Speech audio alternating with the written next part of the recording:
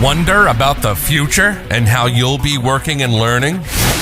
Welcome to You in 2042, the future of work, with your host, Danielle Wallace.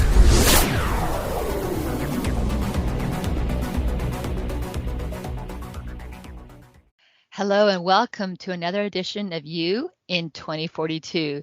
Joining me today is David. Hi, I'm David Langoltz. I'm a learning and development lead for a manufacturing company. I've been doing learning and development for, almost 30 years.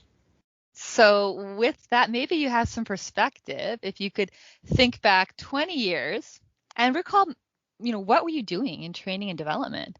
Or maybe even fast forward that to now. And what do you think the future will bring? Well, if we go back 20 years, I had more hair, which is a good thing. I was actually teaching at community college. I have a master's degree in social science, and so I was teaching psychology and sociology, but it was classic lectures, classic sage on the stage. And it was very engaging because I have a performance background, so the students really enjoyed my lecturing. And there was some pretty good lecturing going on, but upon reflection, I'm not sure how much learning was going on. The world was more focused on teaching? Yeah, absolutely. And when I first moved from being a classroom teacher to being a corporate trainer, it was the same thing. The emphasis is on training and tracking training. I mean, there are some organizations that still track training hours. Right. And even my title was a training specialist. But now I'm realizing that that's we're looking at it through the wrong end of the lens. We're focusing on what we're putting out as opposed to what the impact is. The wrong lens. So if we look into the future, then hopefully through the correct lens, what do you think will be considered effective training? Well, I'm going to split hairs a bit because I don't even want to use the word training unless we're talking about sports or training as a lifeguard or training as an electrician. In the corporate world, I think we need to focus on learning. And in fact, I had this discussion fairly recently with somebody I work with, and it got a little bit passionate. And I finally said to them, you guys are great at delivering training and tracking training, but how much learning is happening? And I really believe that a lot of quote unquote, I guess I should make air quotes on a podcast, Danielle, but a lot of quote unquote training is just, what does it accomplish? So I think we have to focus on learning. One of the things that I had the opportunity to study was the DACUM process out of Ohio State. And it completely turns it all on its head. It says, forget about training people, forget about what we want them to know, what do we want them to do? I mean, we do that in a regular life. Let's say I'm at home and I've got a leaky tap and I need to fix the tap in my bathroom. I'm not going to become a plumber. I call it up on YouTube. I see somebody on YouTube who shows you how to fix a tap. I prop up the phone on the sink and I put it in. And then I forget about it. If you ask me the next day how to do a tap, I have no idea. But I don't need to know how to do it then. So true. And you don't need to know the names of all the parts. And even as you say, you don't need to retain that. What you need is that performance support, in this case, that video of how to do it. Yeah. And the problem is if you go to a subject matter expert who has spent his or her life studying plumbing and knows everything there is to know about it, they think you need to be at their level. And they're going to want you to know the plumbing code, and they're going to want you to know the different types of construction, and they might even go all the way back into the history.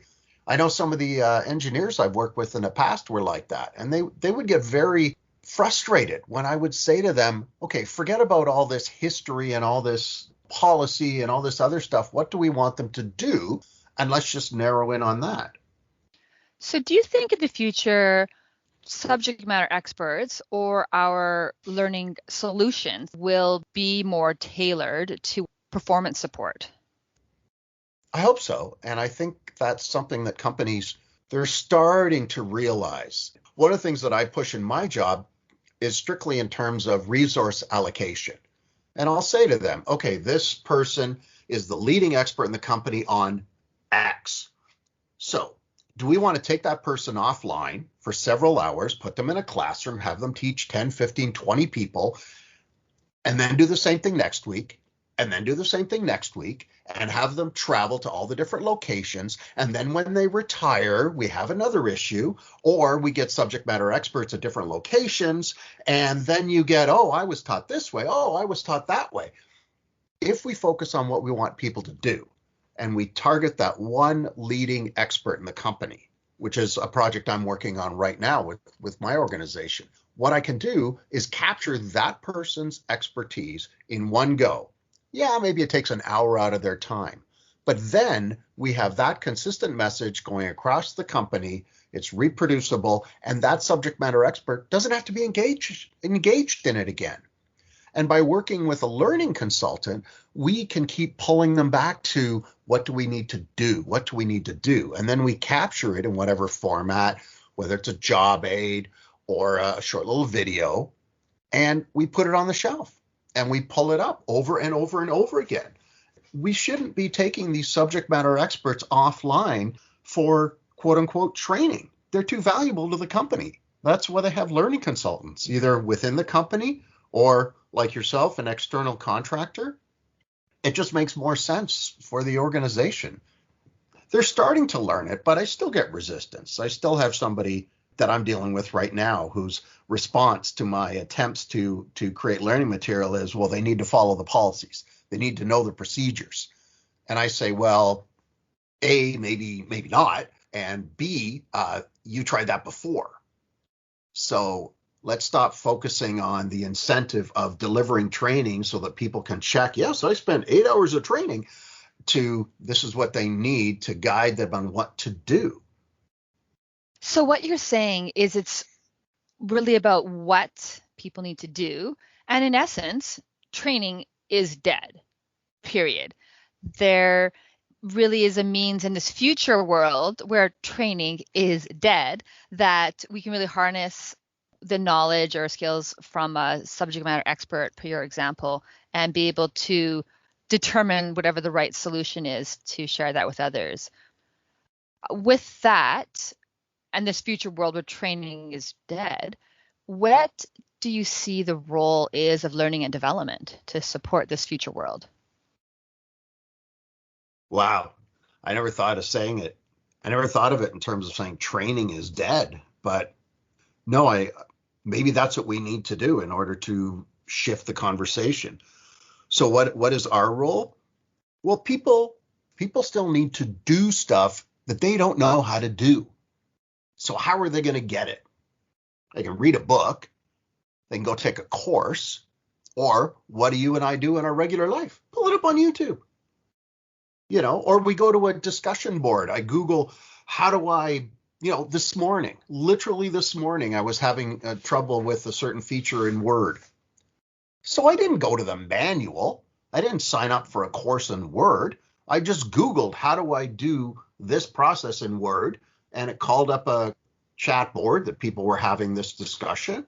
And there it is. It's what I need when I need it.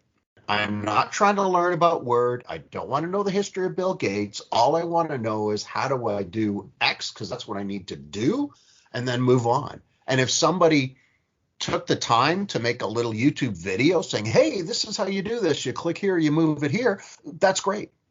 That's what it's going to look like.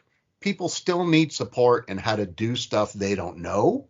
And experts still need help bridging that gap between their expertise and the regular man or woman who has no idea about this stuff and may not be that motivated to learn that stuff.